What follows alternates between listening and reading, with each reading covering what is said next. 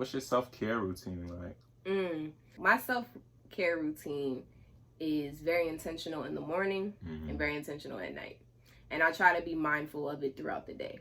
So, as you know, y'all don't know, but you're about to know, I am not a morning person. I hope to be one day. But right now I am not. So when I wake up in the morning, I take like 2 hours to really get myself like, you know, because the first thing I like to do when I wake up is go outside. That's just a give. It hopefully it's a, you know, a nice, but even if it's not a nice day, I want my first few breaths of the new day to be of the new day. The one thing I had to get out of was checking my phone as soon as I wake up.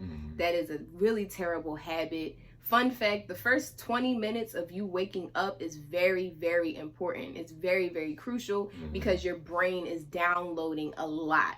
It's like, oh, okay, it's like an override. So something that I found is when usually I wake up with a song in my head. Okay. Don't know why. It's a thing. Every morning I wake up with a song in my head. Different songs. Different songs. Like this morning it was this, it's like a reggae song. It's like, I'm broad than Broadway. So usually I play the song and that gets me out the bed. I try to stretch. And go outside. That's something that I really try to do, just to breathe. And you know, also I'm finding now my self-care routine is very mental. It's very mental. An exercise that I do is whenever I have like a negative thought or a thought that is not of myself, like either in self-doubt or insecurity or anger or whatever the case may be, I'll like sit with it, accept it, and then I'll replace it with 3 truths. Like, so if I have a thought like, damn, I ain't shit. Like, I'll replace it with 3 truths. Amazing. Yeah. Like, you know, phenomenal. Like, you know what I'm saying? Magnificent. Break bread, you know? So that's something I do on a daily, just really retraining my mind. And I know that that's a process. And there's levels to it, you know? Because that's really what it is. It's very mental. All of it is very, very mental. The way your lens in life is everything. Your perspective is everything. And that's like what they say with like a lot of sports, martial arts specifically. Like they say it's like, you know, 80-90% mental. Sports, they say the same thing. And it's like once you you know, lock in to your goal, then your body kind of just is autopilot from wherever your mind is. So if you control your mental and understand what it takes or to have that, then it's like, and to that, so fun fact, I used to ride horses. Like I was really like an equestrian out here, like real talk. This was before music, this was before all of that. Like I was competing. Actually on the only black polo team in the tri-state area in Philly. Okay, in Philly. It's out in Fairmount Park, like by the plateau. So anyway, when I was taking horseback riding lessons and blah blah blah blah blah, something that we would always get drilled in our head is to look first and then your body will follow. So if you on your horse, you know, and y'all want to go this way, the first thing you need to do is turn your head that way. Then your body will follow, then the horse will follow. In short, wherever your head goes, your body will follow. And that goes to the point of where your focus goes, your energy goes. What do they say? Where your mind goes, energy flows. In martial arts, we do the same thing. Like when I was telling you about the pivots and the different draws, the stances. So say we're in cat stance or we're in forward stance. We look, boom, then we turn our body, because you gotta see the direction in which you're headed. You know what I'm saying? Even if it's an attack or anything like that, you gotta see it first and then you move. You're not gonna, it's not move, see, it's not, it's one thing at a time. And sometimes we think we're doing multiple things. No, you're putting energy into one thing, then you're switching to another thing, putting energy into it. So it's like that understanding and that comprehension. Like, Right. And even to add another layer to that, you're not just looking, it's to see clearly. Because sometimes we can be looking at the direction. Right. We can see the direction, but it's right. But it's through, you know Job. what I'm saying? Either we redirect our focus, or we're indecisive about where we want to go, or we're looking through a tinted lens. Right? So you can see, you can look, you can be going in the right direction. But if you're not seeing clearly, or if your perception is perverted or twisted or upside down, then it's going to affect your next movement. Facts. So, you know. I found it. Where your mind goes, energy flows. So that is key to the point of, you know, like she said, social media is not the best drawing in the morning. Yeah, no. You want to be able to control your thoughts, or just you want to intentionally choose your thoughts, what you want to think in the morning, whether that's your goals, whether that's, you know, the mood you want to be in, the day you want to create, whatever you want to manifest. Whatever. You feel me? Big facts. You know, and to add on to my self-care routine is I feel like I'm just in a season of gratitude. My self-care right now is really gratitude in anything that I do. I used to have this quote on my mirror, and it says, don't allow the miracle of God to become the mundane. And that spoke to me. You know, don't allow the miracle of God, like the miracle, the fact that I can use my hands and speak to you is a miracle. The fact that I'm able to use my body to stretch without, you know, I'm able is a miracle. The fact that I wake up a new day and I'm able to get up and even think about, have the privilege to manifest. That's a privilege, you know, and sometimes we take that for granted.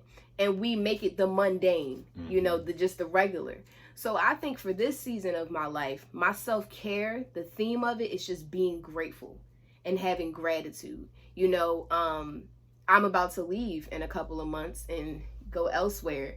So something I've been thinking about recently is being intentional with the time I'm spending with people, being grateful while I'm in their presence. Like, because at the end of the day, I'm not going to see you after X amount of months, but why don't we do that in general? Yeah. We don't know when's the last time we're going to see somebody. Facts. We don't know. And that's the honest truth of it. I'm not trying to sound like, you know, doomsday, but the honest truth of it is you don't know when it's your last breath. You don't know when it's your last conversation with somebody or the last thing that they heard. So, you know, being a part of my self-care is just being grateful, not taking that for granted, you know, being mindful. And that's not to say don't get upset. That's not to say, oh, I'm not going to ever get angry at you because da-da-da. But if you do, allow that to be the process. And at the end of the day, just make sure you get back to love. Yeah, just get back to love. So, and another part of my self-care is I used to like not be able to go to sleep because my mind would be like thinking too much. Yeah, like, or replaying my day, or you should have said this in this way. You should have did that. So part of my self-care as well is just like releasing that before I go to sleep. I don't like to go to, like, if I have a problem with you, that needs to be settled before I go to sleep. Right. Even if it's, we not cool no more. Whatever, we need to be in agreement before I lay my head down, you know? That's thorough. Because I don't want you in my dreams drooling. That's that. I want to, you know what I'm saying? I want a peaceful dream. But most importantly, that's a poison. It's truly a poison. Unforgiveness is a poison. Lingering. Yeah. It's a cancer. So, just trying to be as light as possible and be in gratitude is my self-care right now. What does happiness look like to you? Eek. Okay. You know, because it's funny, because I had to redefine what happiness meant to me and realize that it's not necessarily about happiness, but it's about joy. Yeah, I think I remember you was touching on this. Because happiness is fleeting. I can see my cat, Artemis, and feel happy. I can eat a samosa or a smoothie and feel happy. But joy, like I see the two as happiness is like an external thing, but joy is like an internal, inward thing. So you said, how do I define happiness? Or how do I? Yeah, what is... Or what does it mean to me? Yeah, what does it look like? What does it look like? Yeah, what is... And accepting and embracing. That's what it looks like to me. Happiness is acceptance and to embrace. You know, and with the common denominator being love. Because you can have happiness in a terrible situation. You can still have joy in a horrible situation. You know, but it's accepting where you are. Because I feel like a lot of the times when we are unhappy, usually we're just in discourse with ourselves. We're just in dissonance with ourselves. So it's like, what am I fighting? Right. I'm fighting something. What is that? Or I'm not accepting a truth. What is that? So that's what that looks like to me. Happiness is in every moment. Happiness is realizing that all I have in this life is this moment and the choices that I made. That's it. That's it. When you're on your deathbed, you know, when you're taking your last breath, all you own, all you have, your legacy is what you have in that moment and the choices that you made in your life. That's about it. That's about it. That's a fact. And how present you are moment to moment. Because, you know, 13 minutes, we've been on here 13, 12 minutes. 13 minutes ago was the past now. Now we're here. You know, so happiness to me is just accepting who I am, all of it, all spectrums, the health conscious Maya and the drawing Maya. Like accepting all of that and embracing who I am. Because to accept is one thing, but then to embrace is a whole other thing. What's one of the biggest lessons you learned this year? One of the biggest lessons I've learned this year is the power of forgiveness and the power of patience / acceptance. I realized this year that a lot of hardening that I was feeling for myself within myself was I wasn't forgiving others truly. It would be like, oh, I'm just not foxing with you no more. But do I forgive this person? You know, and when you forgive, your feelings change.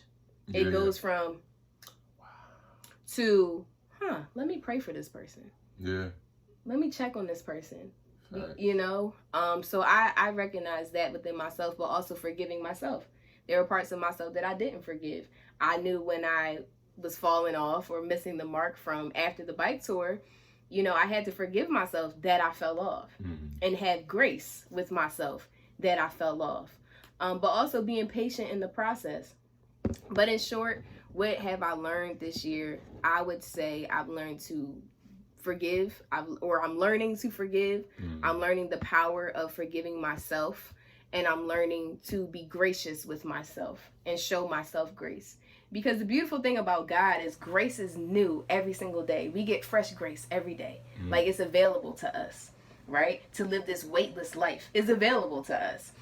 So reminding myself to be gracious even when I miss the mark or even when I fall short. Not in like a coddling way, like, oh, Maya, da-da-da. But not in a you ain't shit way, but in a way of you can do better and I still love you. It's a balance. Exactly. It's the accountability right. behind it. Right. So that's something I'm learning, but also the biggest thing I've learned is to accept being seen, which is why I cut my hair off, which is a whole other thing that we can get into later. But accept what being seen. I was fearful of that. Being seen truly, like to truly be seen. Yeah. It's like you to see my soul, you know, because we're our biggest critics. So, yeah, so forgiveness, being gracious and patient with myself, and, you know, accept being seen, accept showing the world who I am. That's the biggest thing I've learned. And something I learned 2 weeks ago, or remembered or realized, is that we're all going through something. Facts.